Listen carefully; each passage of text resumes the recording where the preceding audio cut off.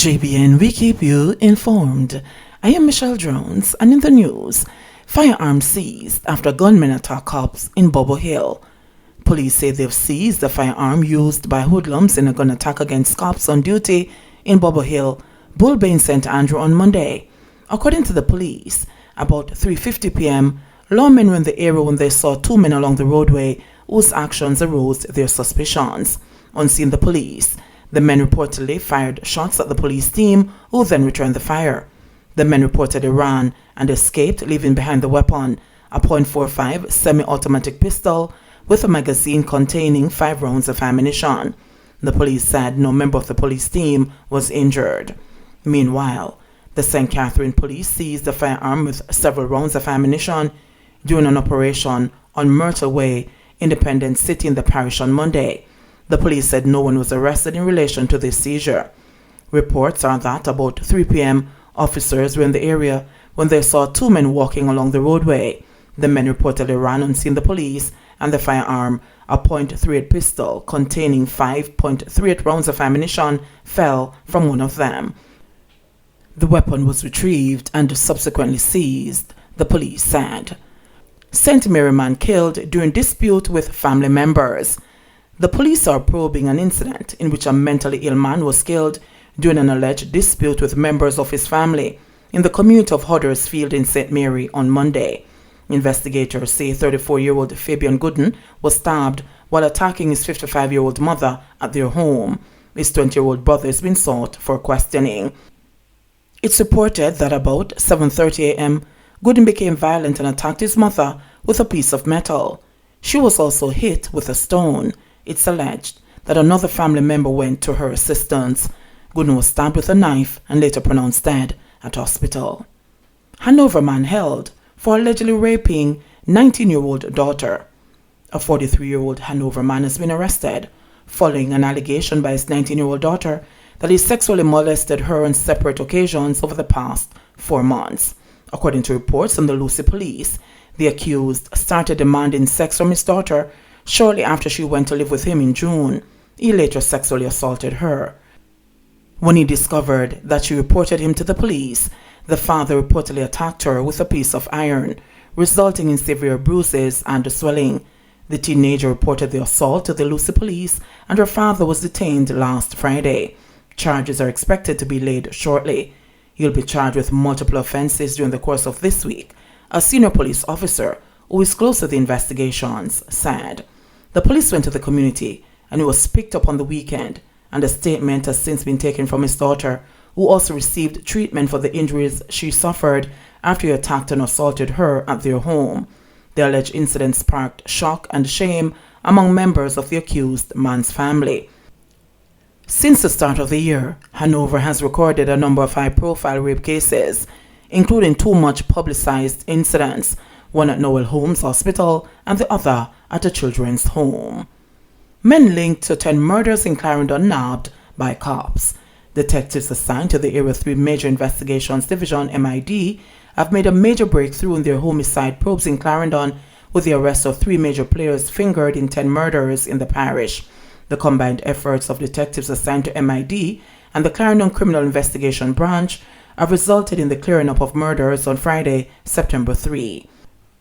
The murders go as far back as 2017 and include 3 double murders. The accused arrested and charged for the murders are 22-year-old George Robinson, otherwise called Killabud, of Racetrack District, Clarendon, who has been charged for his alleged involvement in all 10 murders. 26-year-old Travis Hardy of New Harbour Village, St. Catherine, who has been charged for his alleged involvement in 4 of the murders, and a 17-year-old male who has been charged for his alleged involvement in 2 of the murders.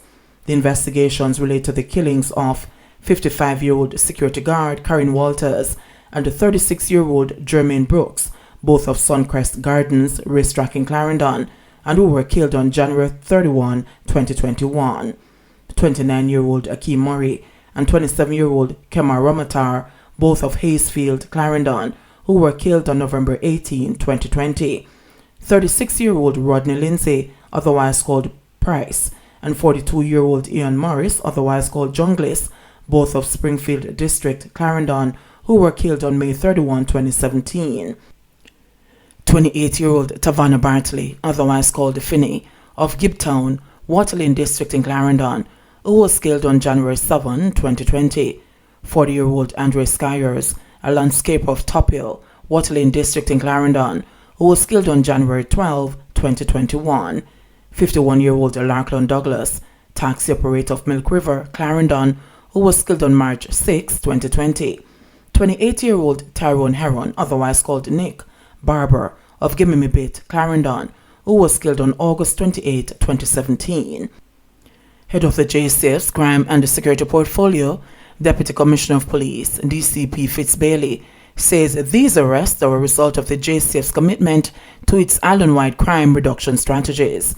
As the JCF continues to focus on our murder reduction strategy, the Era 3 Major Investigation Division and the Clarendon Criminal Investigation Branch have made a major breakthrough in solving 10 murder cases which commenced from as far back as 2017. In the matter at hand, one individual, George Robinson, OC Killer Boot, was charged for multiple murders, and among the other person charged was a 17-year-old boy. This, I believe, demonstrates our resolve to say that if you commit a crime, you will be brought to justice.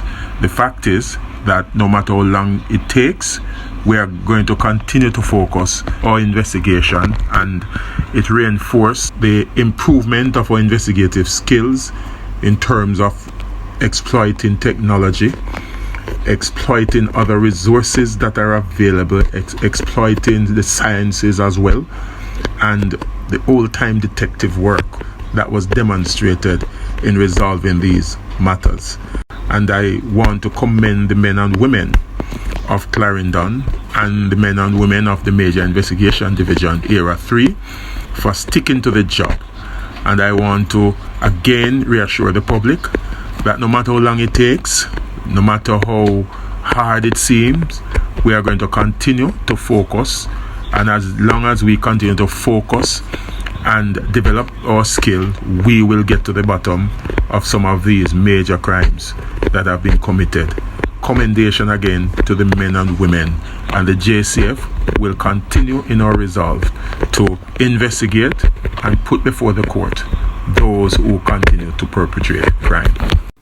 Brownberg concerned teachers and students unable to travel to access internet during lockdown days.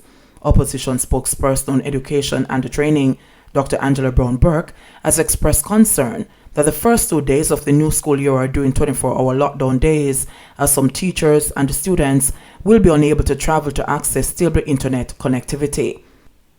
The challenge, according to Brown-Burke, is made worse by what she said is a lack of clear guidance from the Ministry of Education, leaving teachers, parents, and students to figure things out on their own. The People's National Party PNP spokesperson said she is responding to the many complaints from parents who are worried because their children have not been actively engaged in any formal schooling for over 18 months. However, she is urging all parents to make every effort to contact the principal of the schools their children are slated to attend. Ideally, there should be greater coordination and leadership from the ministry, but in its absence, it is even more important for parents to keep abreast of what is happening at their children's schools as they enter this new school year, she said. She further commended teachers for the initiative they have shown in trying to create some normalcy for their students. Many teachers have made valiant attempts to get to know their students, to deal with the children's anxiety about the pandemic, to identify learning needs and prepare individualized learning plans, Brownberg shared. Teaching according to these plans, Brownberg says, will be more effective when teachers, students, and parents work together. She also encouraged teachers and principals to be patient with each other, share their experiences, and work together during these still very difficult times. The shadow minister is reminding teachers that as they engage with their students, the country is relying on them to put to good use what they have learned during the pandemic, whether on their own, through collaboration with their peers, or from the professional development opportunities that they were offered. No more than ever, students need to be engaged in teaching and learning that inspires, I have every confidence that our teachers can achieve this, she added. 837 new COVID cases recorded in Jamaica, 9 deaths. Jamaica recorded 837 new cases of COVID-19 and 9 virus-related deaths on Monday, pushing the total number of confirmed cases on the island since the outbreak to 72,824 and the confirmed deaths to 1,646. The new cases comprise 479 females and 358 males with ages ranging from 25 days to 99 years. According to the ministry, 147 of the cases were recorded in St. Anne, 126 in Kingston and St. Andrew, 123 in St. Catherine, 104 in St. James, 73 in Westmoreland, 61 in Manchester, 48 in Trelawney, 45 in Clarendon, 42 in Hanover, 35 in St. Mary, 23 in Portland, 7 in St. Elizabeth, and 3 in St. Thomas. Meanwhile, 7 of the latest deaths are females, 4 ages 46, 73, 74, and 93 from Kingston and St. Andrew, and 3 ages 62, 74, and 83 from St. Catherine. The remaining victims were males, a 51-year-old from Hanover and an 82-year-old from Westmoreland. The latest deaths were recorded between September 4 and 5. The ministry further reported 124 new recoveries, which pushed the total recoveries to 49,045. There are 21,671 active cases on the island. JBN, we keep you informed. Please remember to subscribe, like, share, leave us a comment, and click the notification bell to receive our daily news items.